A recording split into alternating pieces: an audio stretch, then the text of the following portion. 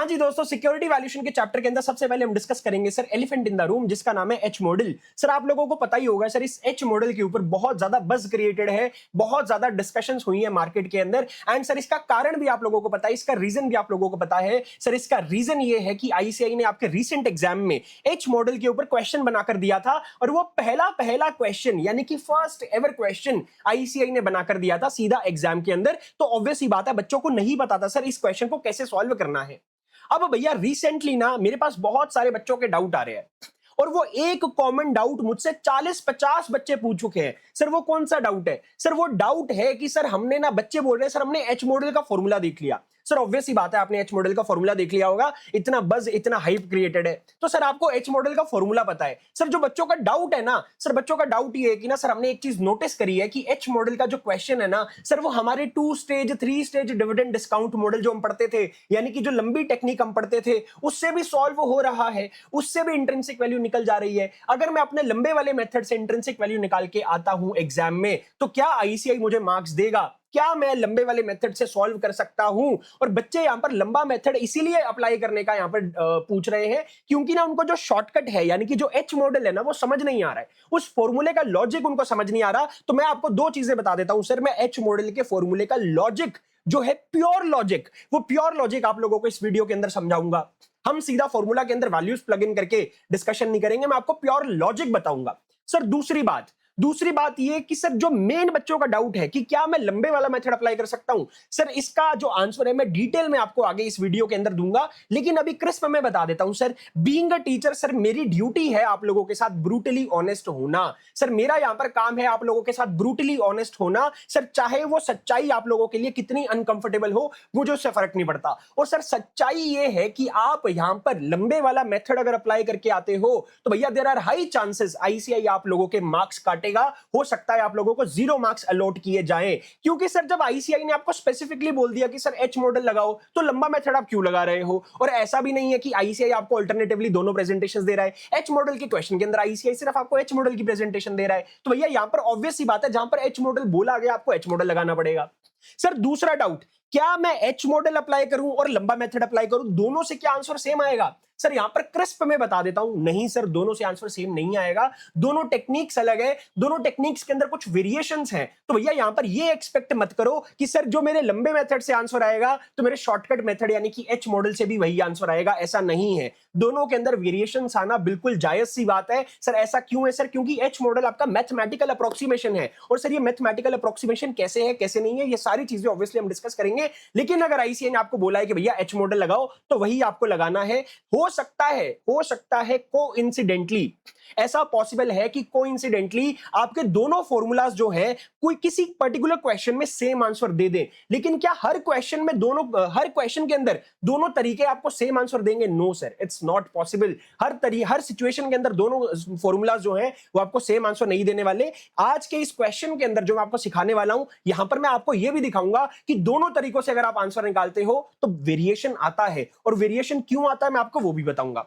तो भैया आपके सारे डाउट्स इस वीडियो के अंदर क्लियर किए जाएंगे। फटाफट से सर इस क्वेश्चन को डिस्कस करते हैं। सर इसका कॉन्सेप्ट जो है ना, मैं आपको जब क्वेश्चन करवाऊंगा तब ही आपको कॉन्सेप्ट समझना है, तभी आपको बेटर समझ में आएगा। तो मैं अलग से आपको कोई कॉन्सेप्ट बुक से नहीं दिखा रहा, सीधा आपको आपके साथ इसका क्वेश्चन डिस्कस करूंगा। तो बिफोर स्टार्टिंग दिस क्वेश्चन, मैं आप लोगों को एक चीज बिल्कुल क्लियर कर देता हूं। सर ये जो क्वेश्चन आपको स्क्रीन पर दिख रहा होगा ना, ये मेरा खुद का बनाया हुआ क्वेश्चन है, ये आपका आईसीआई वाला क्वेश्चन नहीं है। आईसीआई ने जो एग्जाम में क्वेश्चन पूछा था वो आप लोगों को खुद से प्रैक्टिस करना है, यानी कि मेरे साथ जब इस मॉडल को आप सीख लोगे, उसके बाद आईसीआई वाला क्वेश्चन जो है वो आप प्रैक्टिस करोगे, फिर अपना आंसर जो है वो आईसीआई के साथ मैच करोगे। ठीक है सर।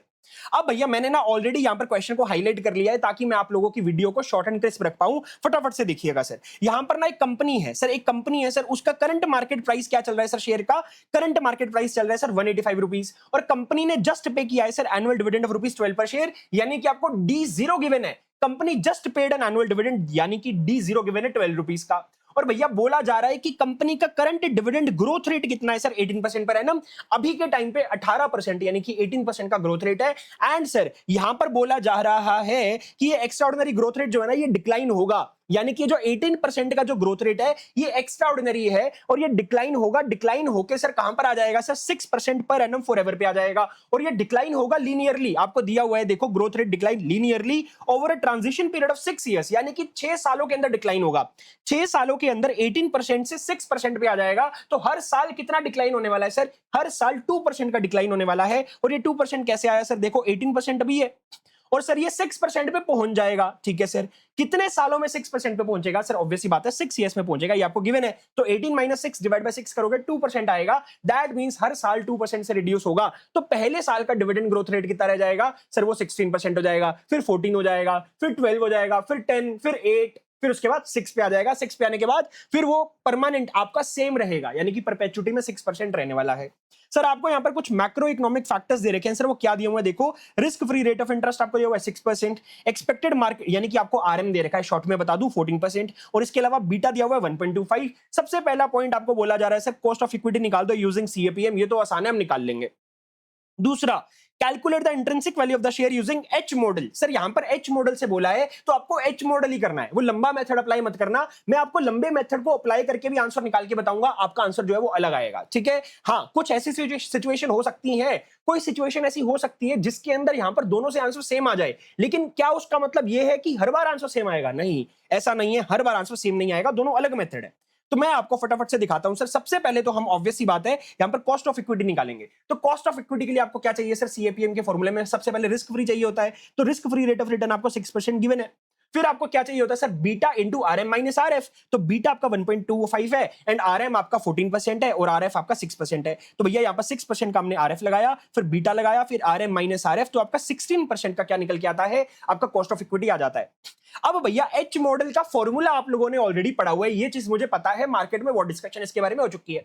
तो सबसे पहले मैं आपको फॉर्मूले की मदद से इस क्वेश्चन को सॉल्व करवाता हूं, फिर उसका लॉजिक बताऊंगा। तो पहले भैया फॉर्मूले के हिसाब से सुन लो। सर फॉर्मूले में क्या है सर? सबसे पहला फॉर्मूले का जो कंपोनेंट है ना, ये आपका नॉर्मल डिविडेंड डिस्काउंट मॉडल है। जैसे हम लगाते आए हैं गॉर्डन मॉडल, वो नॉर्मल गॉर्डन मॉडल है, हम वहां पर यही लगा देंगे D0 into 1 plus growth rate divide by KE minus G। तो भैया यहां पर D0 कितना है सर? 12 रुपीज आपको क्वेश्चन में गिवन है, ये देखो, बोलो हाँ, ये से 12 रुपीज का दिया हुआ है। और भैया इसके अंदर ग्रोथ रेट कौन सा लगाना है? नॉर्मल। इसके अंदर ग्रोथ रेट क्या लगाना है? जो परपेचुटी में आपको बाद में मिलेगा ना, अल्टीमेटली परमानेंटली जो ग्रोथ रेट मिलेगा वो वाला लगाना है। वो कितना है सर? 6% आपका बाद में परमानेंट हो जाएगा। यस सर, तो 6% लगाएंगे। तो मैंने यहाँ पर 12 के साथ 1 प्लस ग्रोथ रेट लगा दिया 6% divide by KE minus G। Cost of equity हमने ऊपर निकाला है 16% और ग्रोथ रेट जो अपना परमानेंट वाला है ना, यानी कि जो परपेचुटी में होएगा 6 इयर्स के बाद, यानी कि जो परपेचुटी में रहने वाला है वो वाला 6% हमने लगा दिया। तो हमने क्या करा? D1 अपॉन में KE माइनस G कर दिया। अब ये दूसरा कंपोनेंट आता है सर। दूसरा कंपोनेंट क्या बोलता है? सबसे पहले आपको D0 लिखना है। D0 आपका 12 है। इसके अलावा सर फिर आपको H की वैल्यू लगानी है। सर H क्या होता है सर? यहां पर H आपका basically H is equal to जो ट्रांजिशनिंग पीरियड आपको दिया हुआ है उसका हाफ करना है। तो आपका ट्रांजिशनिंग पीरियड कितना है सर? 6 इयर्स का ट्रांजिशनिंग पीरियड है, क्योंकि 6 इयर्स के अंदर आपका डिविडेंड जो है वो डिक्लाइन होगा। यस सर, तो इसका आधा कर दो, 6 डिवाइड बाय 2, दैट मींस 3।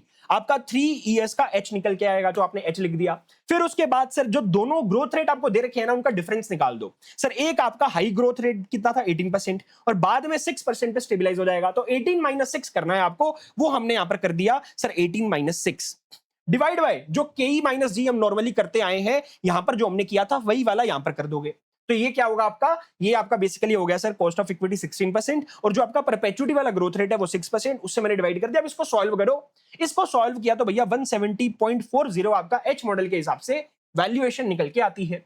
अब सर ये H मॉडल का फॉर्मूला क्या है? सर हमें फॉर्मूला बता दो। हमें फॉर्मूला तो समझ में आ गया, ये फॉर्मूले का लॉजिक बता दो। सर हमें तो लॉजिक जानना है। तो भैया जस्ट फॉर नॉलेज, ये सिर्फ आपकी नॉलेज के लिए मैंने यहां पर आपको लॉजिक बताने के लिए एक प्यारा सा ग्राफ बनाया है। ध्यान से देखना सर इस ग्राफ को। सर मैंने यहां पर वाई एक्सिस पे आपके प्लॉट कर दिए हैं सर ग्रोथ रेट, और एक्स एक्सिस पे मैंने प्लॉट किए हैं सर ईयर्स। आपके ग्रोथ रेट सर क्या क्या है? आपका ग्रोथ रेट बेसिकली क्या है सर? पहले आपका ग्रोथ रेट 18% है और बाद में वो डिक्लाइन होकर कहां पर आएगा सर? 6% पे आ जाएगा, ये चीज बोली गई थी। तो मैं यहां पर, और ये 6 इयर्स के अंदर होगा। कितने टाइम के अंदर होगा सर? 6 इयर्स के अंदर। तो मैंने यहां पर क्या करा सर? ये वाई एक्सिस के ऊपर मैंने स्टार्ट किया सर 18% से। ये देखो, ये 4 है, ये 8 है, ये 12 है, ये 16 है, तो 18 यहां पर होगा। तो ये 18% का ग्रोथ रेट के ऊपर मैंने प्लॉट कर दिया। ठीक है सर। और भैया ये डिक्लाइन होकर कहां जाएगा, मेरा ग्रोथ रेट डिक्लाइन होकर 6% पे आ जाएगा। तो यहां पर इन दोनों के बीच में फॉल करता है 6%, 4 और 8 के बीच में, ऑब्वियस सी बात है। तो यहां पर 6% आ गया। और भैया ये कितने सालों में होगा सर, ये 6 ईयर्स में होगा। तो मेरा जो दूसरा पॉइंट बनता है, ये दूसरा पॉइंट यहां पर आता है कि भैया मेरा 6 ईयर्स के बाद, यानी कि जब 6th ईयर आएगा तब मेरा ग्रोथ रेट 6% हो जाएगा। तो एक लाइन यहां पर बन जाती है। तो भैया क्या मैं अब इन दोनों डॉट्स को अगर मैं कनेक्ट करता हूं, इन दोनों लाइंस को कनेक्ट करता हूं, तो एक स्ट्रेट लाइन बन जाती है। ये स्ट्रेट लाइन क्या बताती है सर, ये स्ट्रेट लाइन बताती है कि आपका जो डिविडेंड का जो ग्रोथ रेट है ना, वो डिक्लाइन होता रहेगा over the period of 6 years, और डिक्लाइन होकर यहां पर आ जाएगा। अब ना यहां पर सर ये एच मॉडल क्या बोलता है, एच मॉडल बेसिकली ना आपके ना इस एरिया को 2 पार्ट्स में डिवाइड कर देता है। अब बेसिकली यहां पर बन क्या रहा है, एक बार ना सर ये लाइन एक्सेट्रा को भूल जाओ, एक बार ना सर ये जो लाइन यहां पर जो मैंने लगाई है, इन सबको एक बार भूल जाओ, मैं वापस लगा दूंगा, बाद में मैं इसको वापस लगा दूंगा। एक बार जरा ध्यान से देखिए, हमने अभी सिर्फ और सिर्फ ये लाइन लगाई यहां पर, हमने अभी क्या करा सर, 18% से डिक्लाइन करके 6% पे ले आए। आपका एच मॉडल जो है ना सर, ये आपके इस चार्ट को 2 पार्ट्स में डिवाइड करता है। सर 2 पार्ट्स में कैसे डिवाइड करता है, पहले पूरा पोर्शन समझ लो। पूरा पोर्शन क्या है सर, पूरा पोर्शन इतना है, यानी कि ये जो आपको ट्राइंगल दिख रहा है ना, यहां से लेकर यहां तक, this is your complete portion. इस कंप्लीट पोर्शन को 2 पार्ट्स में डिवाइड करता है एच मॉडल। तो ये 2 पार्ट कैसे बनते हैं सर, ये आपके 2 पार्ट बनते हैं सर। एक तो ये आपका जो पिंक वाला पोर्शन है ऊपर वाला, एक आपका नीचे वाला ग्रीन पोर्शन है। अब आप इस ग्रीन पोर्शन को देखो सर, क्या मैं बोल सकता हूं ये जो ग्रीन पोर्शन है, यहां पर मेरा ग्रोथ रेट सर मेरे को सेम दिख रहा है, ये 6%, और यहां पर मेरा परमानेंटली 6% ग्रोथ रेट है। तो ये जो मेरा लास्ट तक परमानेंटली ग्रोथ रेट यहां पर 6% बन रहा है। तो ये जो 6% बन रहा है सर, मैं इस एरिया को निकाल सकता हूं, इस एरिया की कैलकुलेशन कर सकता हूं using normal dividend discount model, क्योंकि यहां पर मैंने एक तरह से मेरा डिविडेंड ग्रोथ रेट जो है वो स्टेबलाइज कर दिया। मैंने 2 पार्ट्स में डिवाइड कर दिया, ऊपर वाले पार्ट को इग्नोर कर दो, इग्नोर द अपर पार्ट, नीचे वाले पार्ट को देखो, सिर्फ नीचे वाले पार्ट को देखो। नीचे वाले पार्ट के अंदर डिविडेंड का जो रेट है ना, वो स्टेबलाइज हो चुका है। ये पूरा का पूरा आपका 6% दिख रहा है मेरे को, बोलो हाँ। तो मैं इतना एरिया निकाल सकता हूं using dividend discount model, yes sir. तो मेरी यहां पर जो वैल्यू है, इतनी इंट्रिंसिक वैल्यू जो है, इतना एरिया का जो इंट्रिंसिक वैल्यू है, वो नॉर्मल डिविडेंड डिस्काउंट मॉडल की मदद से निकल के आ जाएगा। अब मेरे को ये एडिशनल एरिया निकालना है, बस ये एडिशनल एरिया की वैल्यू पता करनी है। उसके बाद दोनों के एरियाज को जब मैं ऐड कर दूंगा तो मेरा आंसर आ जाएगा।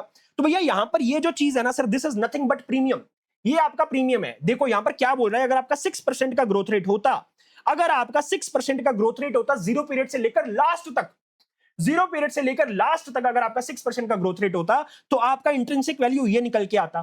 लेकिन क्योंकि आपका ग्रोथ रेट स्टार्टिंग के अंदर एक्स्ट्रा ऑर्डिनरी है, स्टार्टिंग में आपको एक्स्ट्रा ऑर्डिनरी ग्रोथ रेट मिल रहा है, तो वो एक्स्ट्रा ऑर्डिनरी ग्रोथ रेट का प्रीमियम आपको अलग से निकालना पड़ेगा। अब ये प्रीमियम निकालने के लिए मैं क्या करूं सर, मैं इस ट्राइंगल का एरिया निकाल लेता हूं। यार यहां पर ट्राइंगल बन रहा है कि नहीं बन रहा, बोलो हाँ, ये सर ट्राइंगल बन रहा है। तो ये ट्राइंगल का एरिया अपन को निकालना है। सर एरिया ऑफ ट्राइंगल क्या होता है सर, ट्राइंगल के एरिया का फॉर्मूला होता है half of the base into height. Sir triangle का जो बेस है और ट्राइंगल की जो हाइट है, इन दोनों को मल्टीप्लाई करके हाफ कर दो, यानी कि base into height into 1/2, this is the area of the triangle. तो मैंने 1/2 एज इट इज लिख दिया। सर मेरा बेस कितना है ट्राइंगल का, इस ट्राइंगल का बेस देखो जरा सर, बेस, ये लाइन बेस है, this is the base of the triangle. Sir ये बेस कितना है सर, ऑब्वियसली 6 है, क्योंकि मेरे नीचे ईएस प्लॉटेड है, नीचे मेरे ईएस प्लॉटेड है, तो मुझे दिख रहा है सर ये 6 साल है। तो ये जो मेरा बेस है, दिस इज 6 इयर्स, तो मैंने बेस यहां पर लगा दिया 6।